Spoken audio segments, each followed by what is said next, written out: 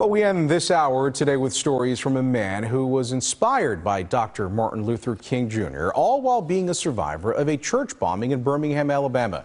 He tells our Alexis Wainwright the impact Dr. King had on his life.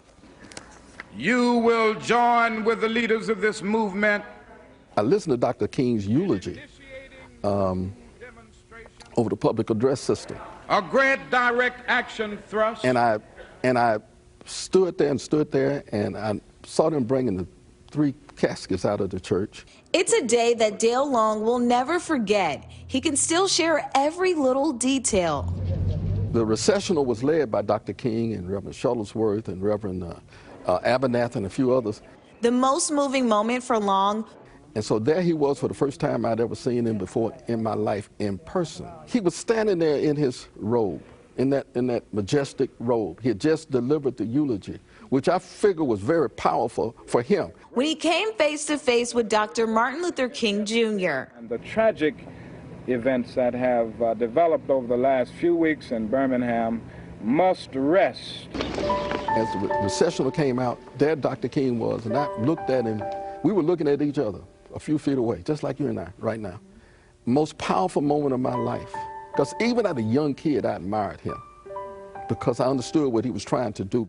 In 1963, Long and his younger brother had just survived the 16th Street Baptist Church bombing by the Ku Klux Klan in Birmingham, Alabama.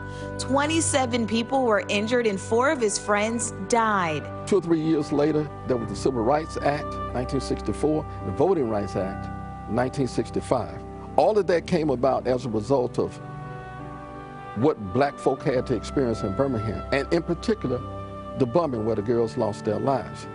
You know, isn't it ironic that we're having to go back and visit voting rights 60 years later? That's what Dr. King and the people demonstrating were fighting for then, and look like the fight continues.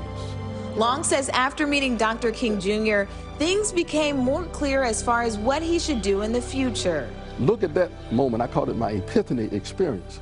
When I remember that moment, and then the mantra that my grandmama gave us about pray, have faith, walk upright, get a good education, do something for somebody else, I figured out what that was.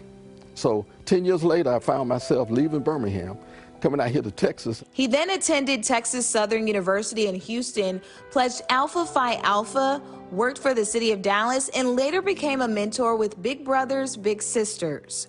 All of the people who demonstrated in Birmingham and the girls that lost their lives, I owe them that, to continue the movement if that's what we have to do. And I'll do it as long as I can because it's important.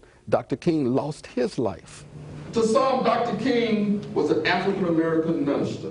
And as he continues along his journey here in Texas, he honors the man who made a huge impact on his life, Dr. Martin Luther King Jr. He gave his life for the betterment of the human condition. But I think this would have been a lot better place had he continued his life. But I knew that he was a marked man. I was thinking, golly, this man is brave. He's the bravest man I ever met. In Fort Worth, Alexis Wainwright, CBS 11 News. You know, it really is important that we hear these stories and that we tell them every chance that we can because they matter and they really help to put things into perspective for us here historically in this country.